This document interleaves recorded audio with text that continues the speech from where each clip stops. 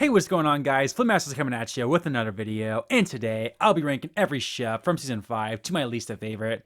Now, this is going to be very interesting because unlike the first 4 seasons, I generally like everyone on this cast.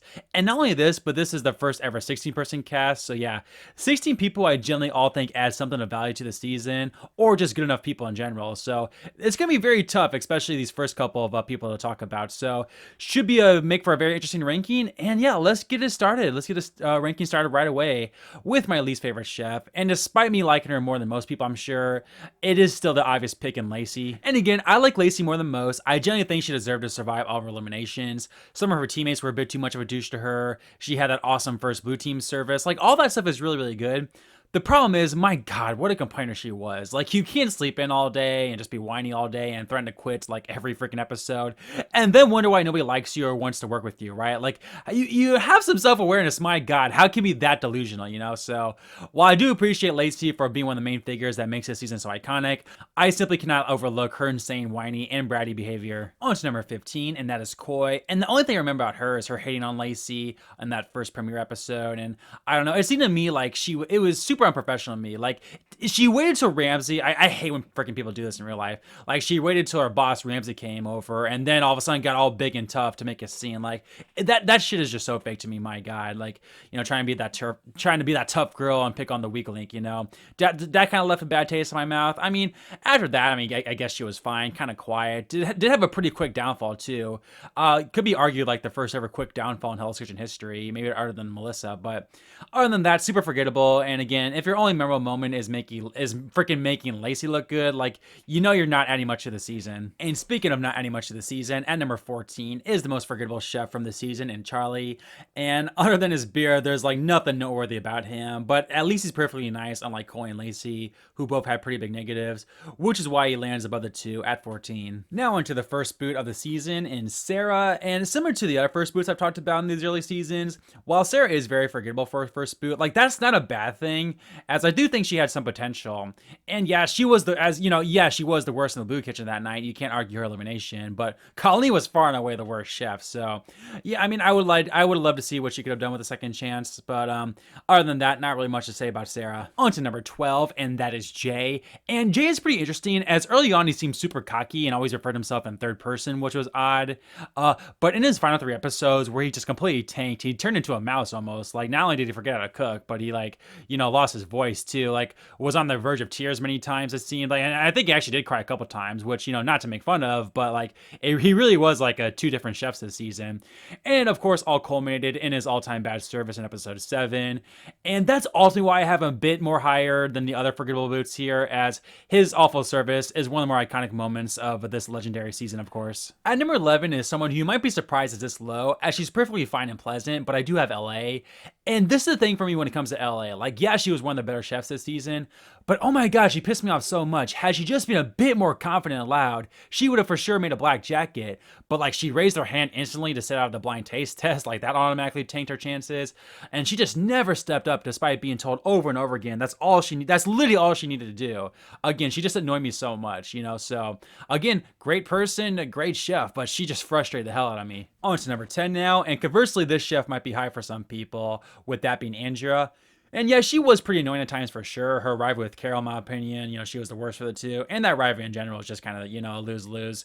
You don't really like, you're not rooting for one person or the other. But I will say she had a ton of fight in her, which I really respect, of course. Like, you know, and again, she got really insanely lucky to get to the final 3. But I respect her for generally believing she could, you know, hang with Danny and Paula. I mean, she was even calling out sous chef Scott at the end there. Like, that was amazing. So obviously, Andrea isn't exactly a fan favorite of mine, but I do respect her run and what she added to the season in general, which is why she's able to sneak her way into the top 10. And at number 9 is Andrea's rival in Carol. And I know a lot of people really dislike Carol and think she was the worst of the two in the two's rivalry, but I thought she was fine. And again, you know, the lesser of two evils in my opinion. But like, she was a fine person, decent chef, and of course was the first ever person to be eliminated while on the winning team. So that's something she's got going for her, a standout moment for me. So just the fine all-around contestant in the grand scheme of things. At number 8 is the second boot of the season in G, but yeah, we all know the only reason why she's this high is just how great of a chef and person she likely would have been this season. But of course, got that taken away from her with her injury. But yeah, it is one of the more infamous, sad, and emotional moments in Hell's Kitchen history.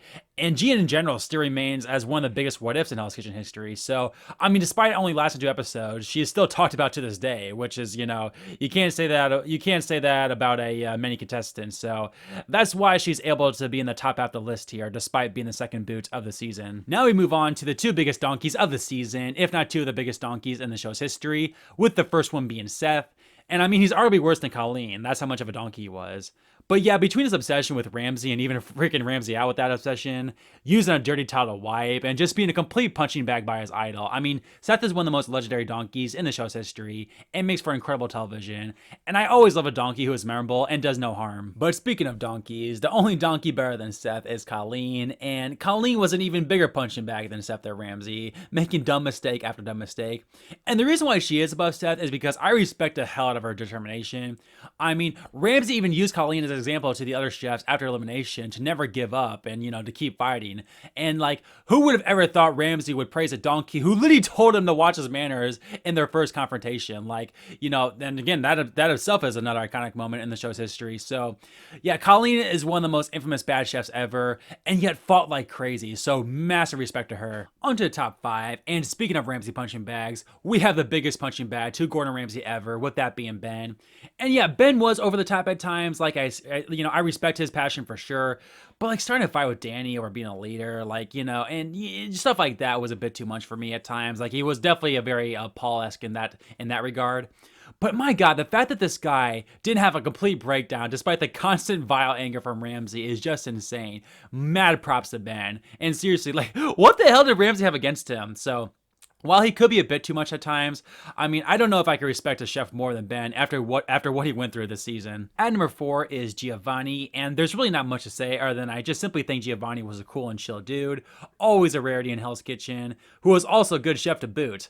But at the same time, he of all people would talk back to Ramsay, giving us Ramsay's angriest moment of all time. Like, go figure. So yeah, good chef, a good person, and gave us Ramsay's all-time angriest Hell's Kitchen moment. So an overall good resume for Giovanni. At number 3 is Paula, and very similar to Giovanni minus, the making Ramsay enrage.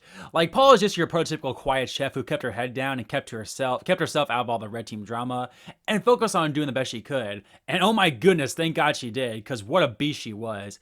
And I do think she actually did have some pretty funny, snarky confessionals here and there as well, so that's also cool. So yeah, Paula is just one of those chefs, like, how can you dislike her? On to the top 2 now, and at number 2 is the winner of the season in Danny.